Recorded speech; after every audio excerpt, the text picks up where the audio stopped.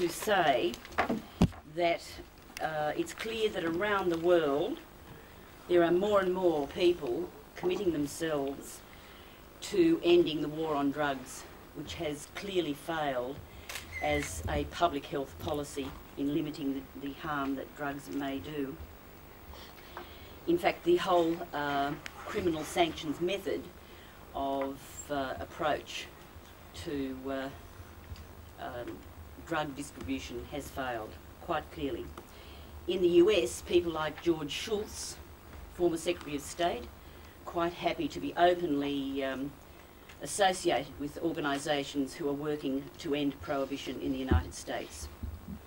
In the United States, there are also organisations, prestigious groups of professional, academic and public figures who formed themselves into organisations like the US Drug Policy Foundation. And last year, in America, at their annual meeting, amongst the discussions and events that occurred at that public meeting, they gave 2 awards.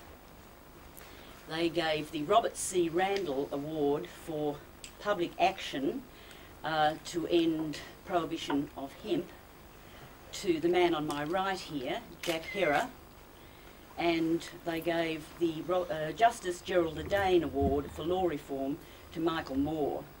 Now, most of you know Michael Moore as the convener of the Australian Parliamentary Group for Drug Law Reform, and Michael has just been re-elected to the ACT Assembly, where he hopes to continue his work, which began with a report on illicit drug use and the law reform which he's introduced into the ACT on cannabis.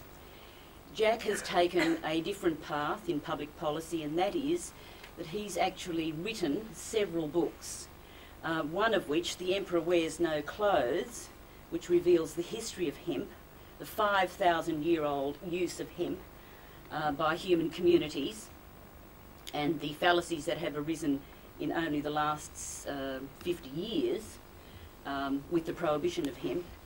He's used that book as a vehicle for public education. He was a founder of Normal. No, hemp. Hemp, founder of Hemp. I'm terribly sorry. But you're invited here by Normal. Right. Yes, yes. And this book, which is now in its 10th edition in the US and published in some European countries, is about to be published in Australia. Actually, oh, this is the first edition, the first Australian edition. That's fine. Now, I'd just like to make these 2 outstanding campaigners available to you for some discussion. Jack, would you like to go first? And then Michael.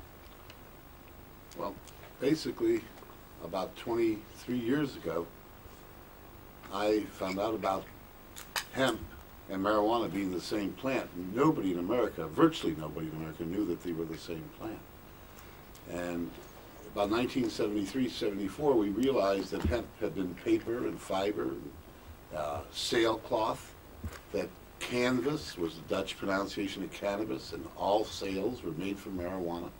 And not a word to us in school in America.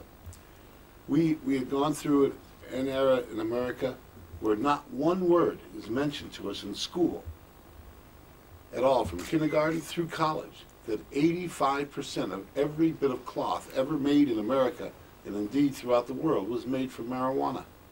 And it was until this century that not only was canvas, but linen was not flax. Generally, most linen was cannabis.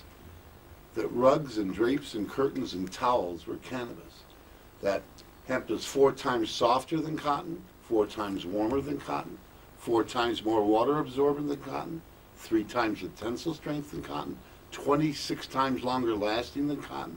That half of all the chemicals used in American agriculture, and I understand it's the same true here in Australia, are used on one crop, cotton. Half of all chemicals used in American agriculture and here in Australia are used on cotton.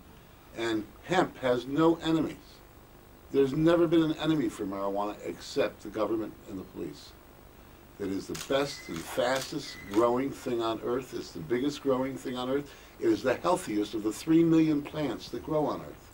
The healthiest in the way that you don't need pesticides or herbicides on most soils and most conditions, because by planting hemp, pests and pests and weeds don't replicate themselves. Don't come up again for they don't make little babies. They don't make more plants, and it is the healthiest thing on earth to plant all over. There is nothing else even close to the hemp plant.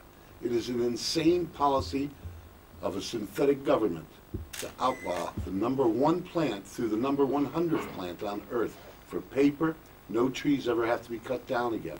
It is the best way to make paper, the healthiest way to make paper, the least amount of chemicals to make paper, and the strongest and longest lasting paper. And it's illegal.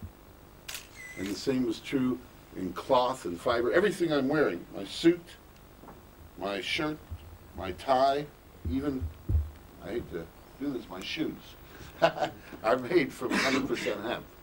And all this is 100% hemp that's up here on the table, from hats to bags to change purses to shirts. It's just 100% hemp. And it's the nicest, longest lasting, softest, warmest cloth, and no poisons ever used on the earth. No killing your future generations. And this has been outlawed and wasn't taught to us in school. And it wasn't 5 or 10%.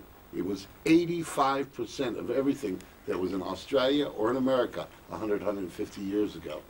And nobody knows this information because we took it out of the schools. We don't teach our children about hemp. We teach them flax and jute and sisal and ramie and cotton, and not hemp, which was 85%. Cotton was only 1/10 of 1% prior to the 1800s in America of fiber.